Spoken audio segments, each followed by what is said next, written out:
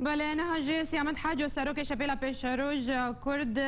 يا سوريا ألمانيا يتبلي مدبدن باش سردانا وزير نافخوي يه رژیم سوریه جبو قامش لو تو تشاوا دخوينه قالك جارة مقوتية يعني خيايا جسدكا شورشي في دي رجيميرا كاردكي و تسليم كرنا هريماما لفهاتنا كد نقبينا رجيمي وبيديدا جبرولوجي يعني نتشتكي غريبة وزيري سوري وزيري نافخوا ديشي قامشلو وبلكي حتى رادكيجي امراض دي بي دي تشبكن وتشتيان زانن الدار خليل صلاة 2013 چند جارة چوا شامي حسيجا طيارة رابوة جير خصوصي هاتي طيارة وهناك برنا شامي و دانوستاندن نقدينا صالح مسلم ومخابراتي سوري دهيا رابورك بري چند سالکی درکت یا مخابراتی سوری و تیدا هاتبو گوتن گو صالح مسلم وارد رونه و رادیو که آلمانی هف بیدین اکثر وینا که پیرا کر و رد نکر گو جوینه ناکی مخابراتی سوری رد بن تشتی گو ارد جوینه ها ناکی یا اون بحث دکن نای بیرامن بس رد نکر گو ارد جوینه ها ناکی بن جبرلوجی نتشتکی غریبه براستي گو وزیره نافخو دیچه و سر مثلا جنیفشی از بهور دکن دویلن هاتنا كهذه وكاد وجد رابورا خودكو نتشتكي غريبة جو روس دخوازن بيدي حاضر ببيش بر أغناكي دي ساد دي خياكرن دكيجان محوري ديا بيدي محوري نظامي بيدي روس وإيراني ديا جبرولو روس دخوازن جو صالح مسلم لجنيف حاضر ببيش بله لگور داخوانین پیاده هر وها رژیمک و او هماهنگی ادنابرا هفرتکن جبو شر دیجی داعشه دن رینا تدا گلو تا چراده بردوامی جوه هماهنگی هر دو آلیان رهبه أصبحوا ناكم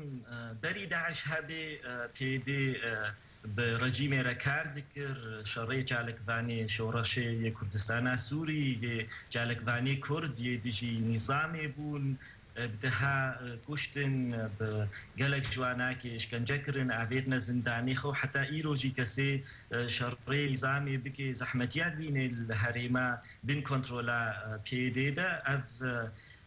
هفيا معنا وعناكي هيا جبوي بشكرتيا رجيمي وريكرين ونا مثلا داعش دوش بلي دس على كتيا روجا في دا مثلا داعش بس جوجا سيس على ندس على بس جوجا شورش دس بكريا دور بين سال چونه جنگي و دانستاني بي دي ونظامي هيا و از بهورناكن يعني اف دانستانی بین جبوی داعش تنیا وکم گو برین هابوش بإذن نظامی پیدی و پیکاکای براسی پیکاکا کادری خود درباسی دسپیکا 2012 کادری خود هجماره که منظم درباسی کردستان سوری کرن و هرم تسلیمی وعناکی کرن و پیدی وبيكاكا از بهورت كم جوارة نمشكلة بحثية بنظامي ركاركن بأمريكية ركاركن بروسا ركاركن أو شكودي استفادة كي ببن دستي خود دنا ويدي جوارة نقرنجا أو كسياري كاري دن كينا إيديولوجيا بيكاكا يعني بي ديجي إمبرياليزم جعلي ديفا سلاحج أمريكا بسطينن و جعلي كي ديفا دبيجن أم تخازن أزادية كردا بس دستي خود دنا نظامك بحث نظام بحثي جو افزيتري بينجه صالة تما في نادي كردا شري كردا دكي ونظامك الدكتاتورية جعلي ديفا هردو نظام وك هردونا بيدي وبحثي فرقا وعناك زيدانينا يك بلكي بهتر بكردي تاخذن يدي بعربي تاخذن بس سيستم يا بحثي او بيكا كا بيدي يك بلكي جبرولوجي نمشكله ايش بيدي را بدي باتيها ناكر كار بكنو برجيمي بله برز سيامند لغور داخياني همان هردو اليان كو بيدي داخواج رجيم كريا كو فشار بخسر روسيا تا وابكا بيدي نراتيا كردان لجنيفا سيام بكا لغور نريناتا قالوا وي رجيم فيكج بيدي بيك بينا يانا واجر رجيم افيا كيرو قالوا وي روسيا فيكج رجيم ربكا مخوش همون فهم نکرد بازم حواله کن تشتیم فهم کرد از گرایی برسلیشی بودن از بهور دکم و رژیم تخازی تیدی حاضر جبر هفته هفتونه و بشگرتیا حتی انها پیدی بشگرتیا رژیم کریه و پیدی وقتش تاجید که تشتی رژیم جد خوازی لو ما بشگرتیا رژیمه گو پیدی حاضر بده و ام زنیم روسیا جی مثلا سوری تخازی و چند جارا پوتین گوتیا تخازن اف نظامه هناکی بمینی و بشگرتیا نظامی تکنج روژا روژ و جختاش و رشا سوری دست بکریا روس آریکاریه دیدنا نظامی جبرولوژی یک جی و روسا دخواست کریه جی براستی دخواست کریه گو پیده و صالح مسلم حاضر به سیناده دي روسا داي جنيف يك جواناكي صالح مسلمة